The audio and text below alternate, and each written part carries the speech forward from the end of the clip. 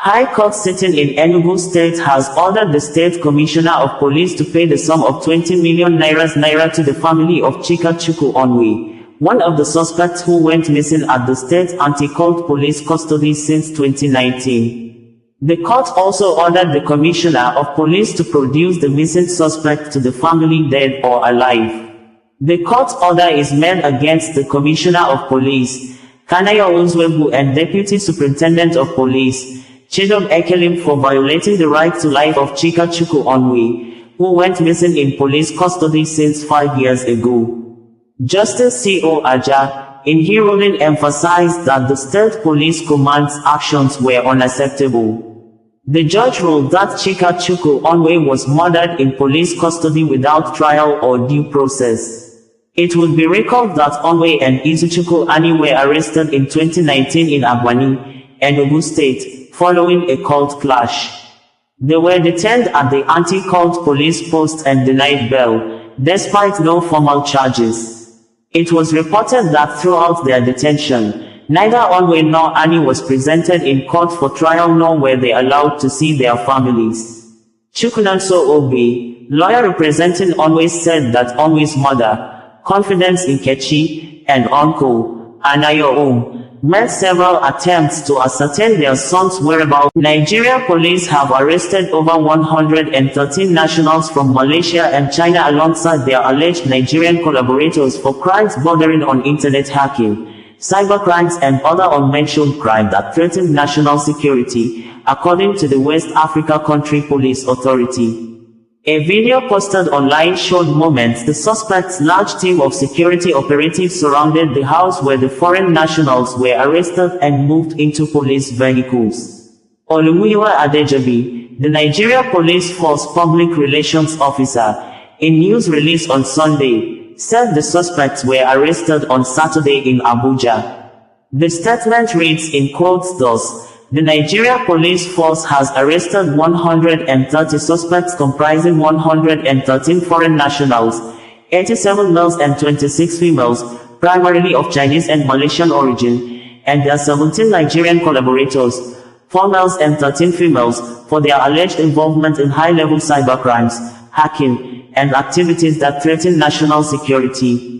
This strategic operation was conducted through a coordinated raid on a building at the next cash and carry area of Jahi, Abuja, where the suspects were reportedly using computers and other sophisticated devices to facilitate criminal activities. The operation, which was led by the Assistant Inspector General of Police for Zone 7 headquarters, Amnesty International, has called on Iran authority to release the female student of Azad University of Science and Research in Tehran who was seen in a viral video in the school environment apparently to have removed her clothes, leaving only underwear, in protest against alleged harassment by the country morality police. Amnesty International, in a statement, said the incident occurred on Saturday when the morality police allegedly confronted the female student for not putting on her headscarf properly, with some persons saying that the Iran morality police operatives were the ones who tore her clothes, forcing the female student to strip off almost completely, leaving only her underwear. It would be recalled that protests erupted across Iran in 2022 against the hijab compulsory dress code for women following the death of Mahsa Amini, a 22-year-old woman who died in the custody of the morality police after being arrested for allegedly not wearing her headscarf properly. According to an Iranian student social media channel, the Amin Kabi newsletter, the female student had previously been harassed by members of the Bashij, an Iranian volunteer paramilitary group, inside the university's grounds. Members of the force had ripped her headscarf and torn her clothes. The student, who was identified by some persons as Ahad Daria, was accosted by the morality police in Iran for not wearing a hijab. Many of the women rights activists have taken to police authority in Israel has confirmed that not less than 19 persons sustained injuries when Hezbollah fired drones into Sharon area in Israel on Saturday morning, with residents reporting more attacks from the Lebanese fighters since dawn. Unconfirmed reports indicated that the Hezbollah fighters attacked 5 important bases in Tel Aviv and Haifa on Saturday morning, while Israel Defense Forces, IDF says Hezbollah fired 3 projectiles from Lebanon into central Israel. An Israeli resident posted on his X social media profile that 7 people injured tonight when a rocket launched from Lebanon hit the town of Tyre. Even with significantly degraded capabilities, Hezbollah can still cause harm. This only strengthens our resolve. During the week, an Israeli resident posted on his X social media page and as reposted by the Israel Ministry of Foreign Affairs, said, 5 citizens were murdered this morning by direct fire from Hezbollah towards the Israeli town of Metula, including an Israeli farmer and 4 foreign workers.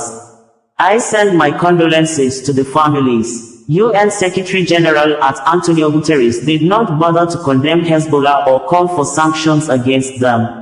He is only busy attacking Israel and appeasing terrorist organizations and the Iranian axis of evil that calls for its destruction. Guterres and the UN have. Nigeria Inspector General of Police, Kayode Egbetokun, has reacted to the grievances of Nigerians over the terrible, malnourished and apparently dying-looking manner of minors among protesters who were arraigned for treason for protesting against hunger and bad governance in the country by flying Russian flags among other activities to express their displeasure against the government of President Bola Ahmed Tinubu, saying, the 6 minors who fainted in court on Friday faked the incident, adding, the police force take care of suspects' welfare in their custody. Olumuyiwa Adejobi, the force public relations officer, in a news release on Saturday, said, the fainting of the minors in court on Friday were scripted but kept mum on the terrible situation where bones of some of the arraigned protesters were visible to the eyes as if the minors were living skeletons after spending more than 3 months in police custody.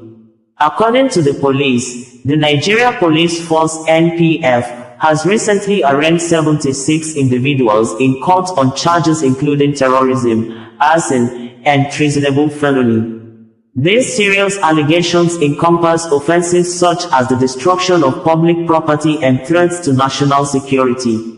In managing the detention and arraignment of these suspects, the NPF has rigorously adhered to legal provisions to ensure fairness and accountability under the rule of law. The suspects were initially Nigeria Police Force (NPF) under the leadership of Inspector General of Police IGP Kayode Egbetokun has confirmed that unspecified numbers of minors or children below the constitutional age of 18 years are among the large numbers of protesters the federal government led by President Bola Ahmed Tinubu is currently trying for treason after they were arrested and detained since August 2024 for protesting against hunger and bad governance in Nigeria, with some of them sewing and waving Russia flags to express their grievances or opinions against the government and life-threatening economic situation in the West Africa country.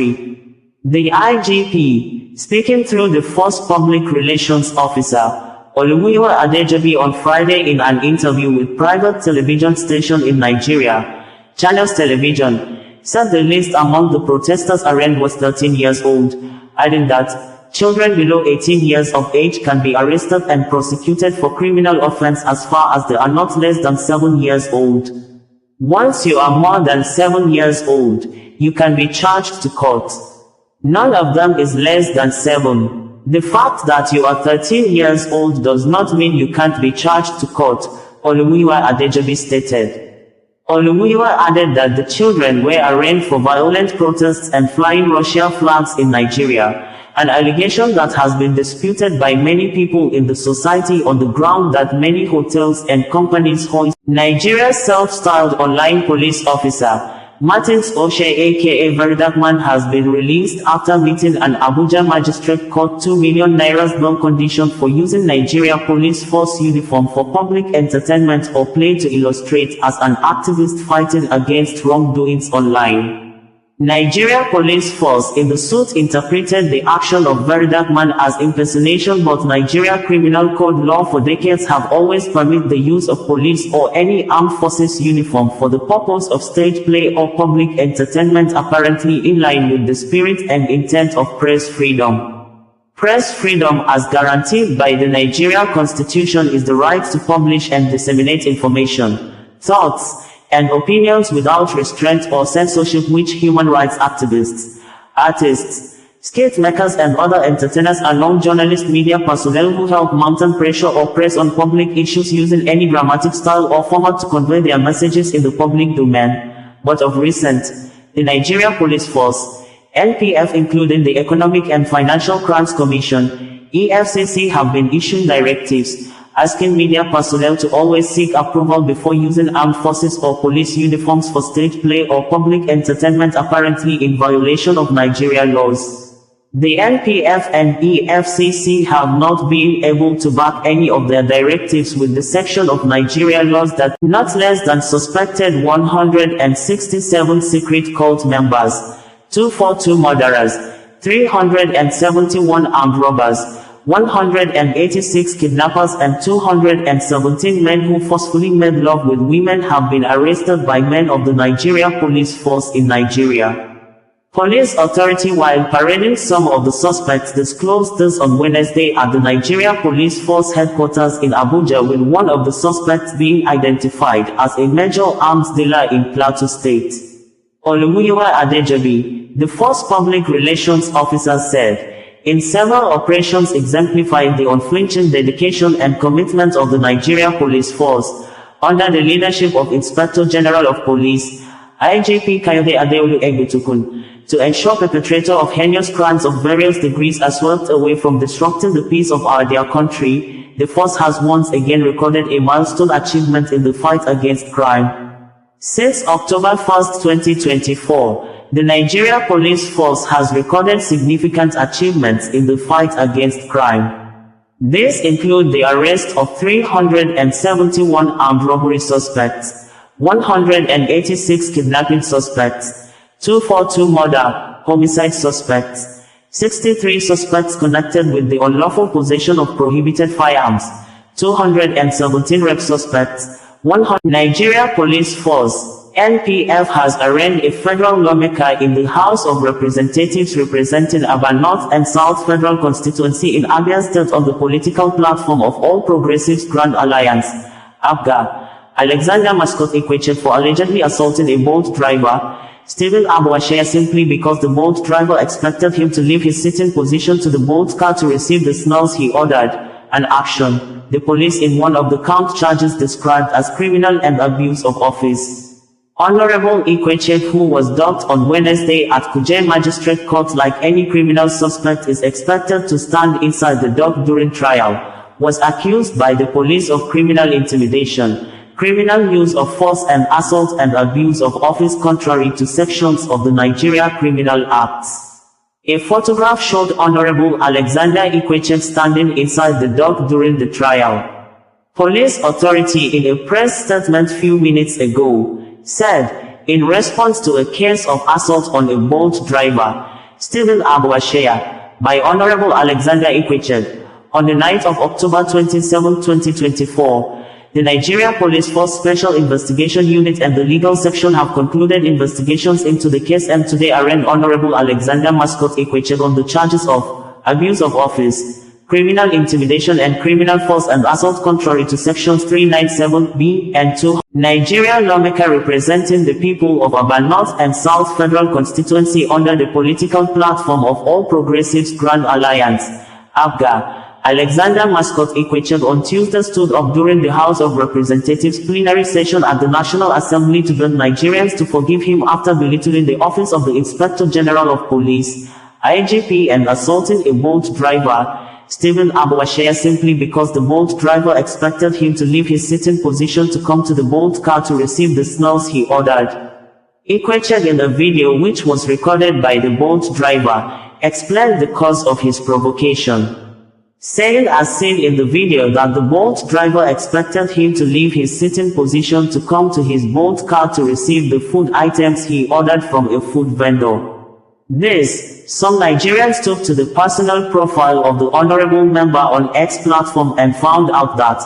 on December 3, 2020, the lawmaker, Alexander Mascot Ikweche, may have posted on his now suspended Twitter account a photograph and a caption of him standing on the main road while he was abroad, waiting for Uber driver to pick him. His behavior abroad with e-hailing drivers, According to the X post shows he has more respect for apps-controlled drivers in other countries and apparently less value and regard for the Bolt driver who was seen in the video, even entered his compound. During play, Nigeria police force has dismissed and arraigned before magistrate court in Enugu State, Inspector Ozobanji Joseph, who allegedly shot dead a popular Ogene musician, Chika Chukwu Onwe aka Ibuja, at the premises of the State Anti-Cult Police Command headquarters on Friday after the musician and his group members had entertained the police officers. The killing of Ibuja has since sparked protests in Enugu State, with the Prime Minister of Biafra government in exile, Simon Ekpa, declaring Tuesday, October 29, 2024 as sit-at-home day only in the state to protest the killing of the young musician. But Enugu State government has dismissed Simon Ekpa's call for the sit-at-home protest, urging members of the public to go about their normal businesses on Tuesday since the suspected killer police officer has been identified, arrested and is currently undergoing trial.